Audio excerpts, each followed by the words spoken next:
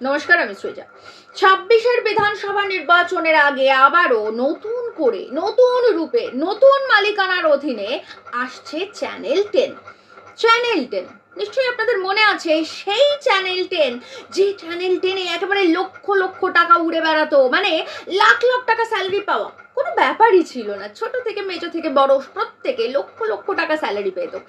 সেই চ্যানেল 10, যে চ্যানেল 10-এর এডিটর ইন চিফ কুনাল ঘোষের স্যালারি ছিল মাসে 16 লক্ষ টাকা, যেটা শুনে আমাদের প্রায় হার্ট অ্যাটাক হওয়ার জোগাড় হয়েছিল সেই সময়, যে একটা বাংলার বুকে একটা রিজিওনাল চ্যানেল, সেই চ্যানেলে এমন কি দেখাবে, এমন কি প্রোগ্রাম করবে যে সেখানকার এডিটর ইন চিফের মান্থলি স্যালারি হবে 16 লক্ষ টাকা।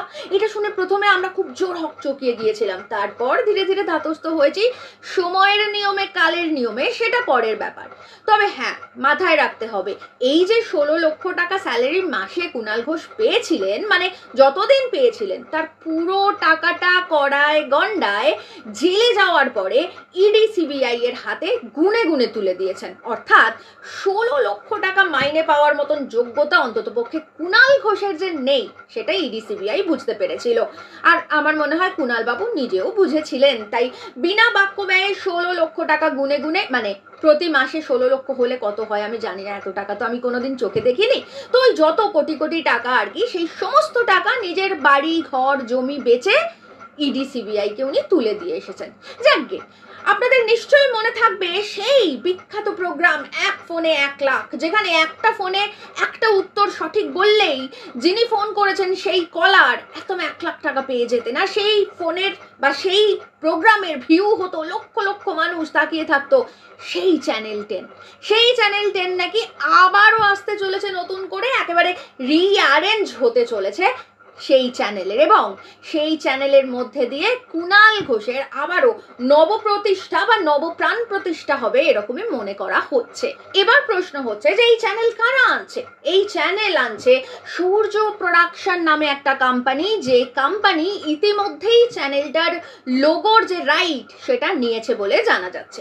এবার একটুখানি আমরা চ্যানেল 10-এর ইতিহাসটার কথা মনে করি। এই চ্যানেল 10 শুরু হয়েছিল শান্তনু ঘোষ, মানে আমার পিসি কোম্পানি, যে কোম্পানি, সেই কোম্পানির মালিকানাধীন এই চ্যানেল 10 কোম্পানি শুরু হয়েছিল। তারপর হাত বদলে সেটা যায় সুদীপ্ত সেনের কাছে, আর সুদীপ্ত সেন ওই চ্যানেল 10-এর মাধ্যমে এই যে সারদা, যে সমস্ত গরিব মানুষের রক্ত জল করা পয়সা, যে কোটি কোটি টাকা মার্কেটে ঘুরে বেড়াচ্ছে, আজও ঘুরে বেড়াচ্ছে মার্কেটে, সেই কোটি কোটি টাকা যা গরিব খেটে খাওয়া মানুষরা তারা পাই পয়সা জমিয়েছিলেন শুধুমাত্র নিজেদের ভবিষ্যৎকে সুরক্ষিত করতে, সেই সমস্ত টাকা চ্যানেল 10-এ উনি ঢেলে দিয়েছিলেন, বা বলা ভালো কুনাল ঘোষের মাধ্যমে মমতা ব্যানার্জির পায়ে অঞ্জলি দিয়েছিলেন। তারপর তো সেই চ্যানেল 10-এর যে পরবর্তী ইতিহাস সেটা আমরা সবাই জানি।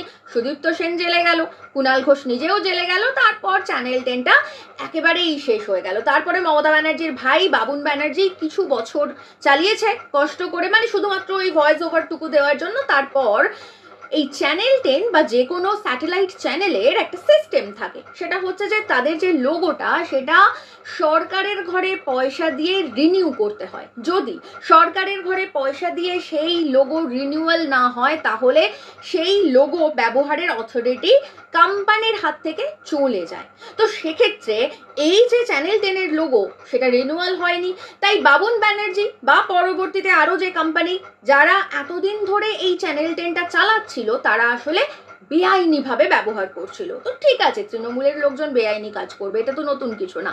তো এই বেআইনিভাবে চলছিল, তো এই লোগোটা এই মুহূর্তে সরকারের কাছে ছিল, তো সেই লোগোর অথরিটি এই মুহূর্তে নিয়েছে, যেটা বললাম, সূর্য প্রোডাকশন নামে একটা কোম্পানি, এবং খুব চুপিসারে নতুন করে আবার কুনাল ঘোষকে প্রতিষ্ঠা দেওয়ার জন্য এই চ্যানেল শুরু করার প্রচেষ্টা চলছে। এবং তার থেকেও যেটা গুরুত্বপূর্ণ সেটা হচ্ছে যে এই যে সূর্য প্রোডাকশন, তার যারা মালিক এবং যারা একসময় চ্যানেল 10-এ চাকরি করতেন, আবার তাদেরকে নতুন করে সংঘবদ্ধ করা হচ্ছে, তারা সকলেই প্রায় কুনাল ঘোষের অনুগামী।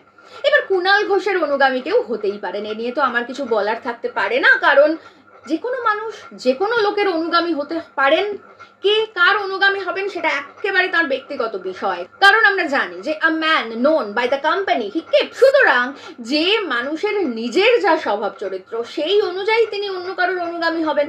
তো সেরকম কুণাল ঘোষের অনুগামীরাও ইতিমধ্যেই আবারও কুণাল ঘোষের আগু পিছু ঘুরতে শুরু করেছেন, কারণ এই বিধানসভা নির্বাচনের আগে আবারও নতুন করে একটা বেশ জাল বোনা শুরু হচ্ছে, সেটা বোঝা যাচ্ছে।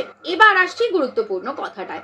আসলে এই বাংলার বুকে যখন নতুন কোনো সংবাদ মাধ্যম আসে তখন আমি কিন্তু অন্তত বেশ খুশি হই, কারণ আমি নিজে দীর্ঘদিন সংবাদ মাধ্যমে চাকরি করেছি এবং তার ফলে এই এই বাংলা সংবাদ মাধ্যমে এই মুহূর্তে যারা চাকরি করেন তারা প্রায় বেশিরভাগই আমার পরিচিত লোকজন, আমার এক্স কলিগ। তো সেক্ষেত্রে তারা যদি নতুন একটা কোম্পানিতে চাকরি করতে যান, তারা যদি একটু বেশি টাকা স্যালারি পান বা বেশি মাইলেজ পান, সেটা দেখে আমার ভালো লাগে। কিন্তু যখনই সেই বিষয়টা হয়ে যায় তৃণমূলের, যখনই সেই বিষয়টা হয়ে যায় কুণাল ঘোষের, তখনই কিন্তু আমার বুকের ভিতরে একটা কেমন ধরফর করতে শুরু করে। মনে হয় আবারও নতুন করে জালিয়াতি, আবারও দিদির প্রাণ প্রতিষ্ঠায় নতুন করে জালিয়াতির বীজ বোনা শুরু। একটা সময় কাপালিকরা সব সাধনা করত। কি ছিল সেই সব সাধনা? সেই সব সাধনার মধ্যে দিয়ে কাপালিকরা বলতো যে তারা মৃতদেহের মধ্যে নতুন প্রাণ সঞ্চার করতে পারবে। এই কুণাল ঘোষের মতন কাপালিকরা মৃত শেষ হয়ে যাওয়া, একেবারে ধসে যাওয়া চ্যানেল 10 এর মধ্যে আবার নতুন করে প্রাণ প্রতিষ্ঠা করছেন, কারণ আগামী 26-এর নির্বাচনে আবারও দিদির হয়ে ভাড়া খাটতে হবে বলে। আর এখানেই হচ্ছে সমস্যা। যখনই দেখি যে আমার পুরনো কলিগরা, সহকর্মীরা নিজেদেরকে নতুন করে ভাড়া খাটানোর জন্য তৈরি হচ্ছেন, তখন আমার বুকের ভিতরে একটু ব্যথা লাগে। যাকে আবারও সেই একই কথা যে a man known by the company he keeps, অর্থাৎ কুণাল ঘোষের হয়ে যারা ভাড়া খাটবেন তারা নিশ্চয়ই বুঝতে পেরেছেন কুণাল ঘোষের হয়ে ভাড়া খাটলে কিছু পয়সা বেশি ইনকাম হবে। সে যাকে মান সম্মান চুলোয় যাক, ভাড়া খেটে পয়সা ইনকাম করাটাই সব থেকে বেশি গুরুত্বপূর্ণ। সেসব বাদ দিন, এখন আমরা একটুখানি আলোচনা করি যে 26-এর আগে হঠাৎ করে কেন আবার আরো একটা নতুন চ্যানেল আনতে হলো এই মিথ্যের জাল বোনার জন্য। কারণ মমতা ব্যানার্জি এ রাজ্যে গত 15 বছর ধরে যা যা করেছেন তাতে আবারও নতুন করে মাঠে নামতে হচ্ছে বা মাঠে নামাচ্ছেন উনি কুণাল ঘোষকে, এবং কুণাল ঘোষও ভাড়া করছেন এই সমস্ত ভাড়াটিয়া সাংবাদিকদের যারা দিদির হয়ে ভাড়া খেটে দেবেন। কিন্তু এ রাজ্যে কি চ্যানেলের অভাব, এ রাজ্যে কি সংবাদপত্রের অভাব যারা দিদির হয়ে ভাড়া খাটে? আমরা একটুখানি যদি দেখি তাহলে দেখবো যে কলকাতা টিভির মালিককে, কলকাতা টিভির মালিক কৌস্তভ রায়। যে কৌস্তভ রায় সরাসরি আনিস খানের বাড়িতে চলে গিয়েছিলেন আনিস খানের বাবার সঙ্গে টাকা পয়সা নিয়ে রফা করতে, এবং 700 কোটি টাকা ব্যাংক জালিয়াতির কাণ্ডারি এই কৌস্তভ রায় এবং তার ভাড়া করা সাংবাদিক মৌপিয়া নন্দী, এরা দুজনেই কিন্তু দিদির হয়ে ভাড়া খেটে যায়। আমরা যদি একটুখানি TV18 দেখি তাহলে দেখবো TV18 এর মালিক হচ্ছেন আম্বানি, কিন্তু ওখানে যিনি এডিটর ইন চিফ রয়েছেন তিনি কে? বিশ্ব মজুমদার। কোন বিশ্ব মজুমদার? কোনো বিদেশ পাড়ি দিলেই মমতা ব্যানার্জির পাশে যে লোকটা সব থেকে বেশি চিপকে থাকে তার নাম হচ্ছে বিশ্ব মজুমদার। এবার আসছি এ রাজ্যের কিছু সংবাদপত্রের কথায়। আর সংবাদপত্রের কথায় আসলে প্রথমেই বলতে হবে সংবাদ প্রতিদিনের কথা। সংবাদ প্রতিদিন এর কার্যনির্বাহী সম্পাদক কুণাল ঘোষ নিজে, এবং তিনি তৃণমূলের মুখপাত্র। আর এই সংবাদ প্রতিদিনের মালিকানা কার? এই সংবাদ প্রতিদিনের মালিক হচ্ছেন তৃণমূলের এক্স সাংসদ সৃঞ্জয় বসু। এরপর আজকালের কথা বলি আমরা। আজকালের কার্যনির্বাহী সম্পাদক কে? অশোক দাশগুপ্ত। এক সময় বীর বিপ্লবী বামপন্থী নেতা, তিনি এখন দিদির থানে মাথা রেখেছেন। আর এই আজকালের মালিককে? আজকালের মালিক সত্যম রায়চৌধুরী, যিনি রাজ্যসভার একটা টিকিটের জন্য দিদির আগু পিছু ঘুরে বেড়াচ্ছেন। এবার আসি এই সময়ের কথায়। এই সময়ের মালিকানা কাদের জানেন?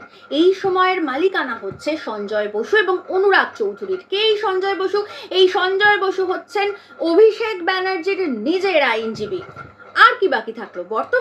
বর্তমান তো প্রথম দিন থেকে ভগবান ছাড়া আর কাউকে ভয় করে না, আর ওদের ভগবান একমাত্র কালীঘাটে থাকে। সুতরাং বোঝা যাচ্ছে যে এই মুহূর্তে এই রাজ্যের টিভি চ্যানেল, টিভি মিডিয়া এবং সংবাদপত্র, প্রিন্ট মিডিয়া মিলিয়ে তৃণমূলের কথা বলার জন্য কতগুলো চ্যানেল, কতগুলো প্রিন্ট মিডিয়া রয়েছে, সবই কিনে নিয়েছে তৃণমূল কংগ্রেস। তারপরেও নতুন করে আবারও 2026-এ দিদিকে প্রমোট করার জন্য, দিদির সততার প্রতীককে প্রমোট করার জন্য আবারও একটা নতুন মিথ্যের জাল বুনছে চ্যানেল 10, এবং সেটা আসতে চলেছে হয়তো খুব শিগগিরই।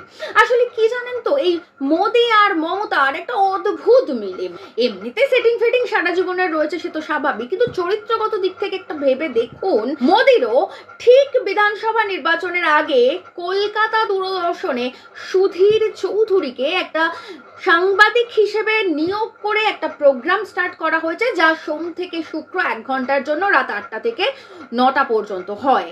আর সেই প্রোগ্রামের জন্য সুধীর চৌধুরীর প্যাকেজ হচ্ছে 15 লক্ষ টাকা। আর এই সুধীর চৌধুরী একেবারেই একজন জেল খাটা সাংবাদিক।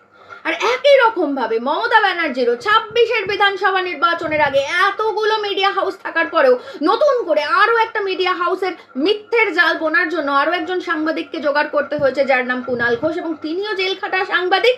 অবশ্য ওনার পে প্যাকেজ আগের বারে 16 লক্ষ ছিল, এবার কত হবে দেখা যাক। যে মুহূর্তে আমি জানতে পারবো আপনাদেরকে নিশ্চয়ই জানাবো।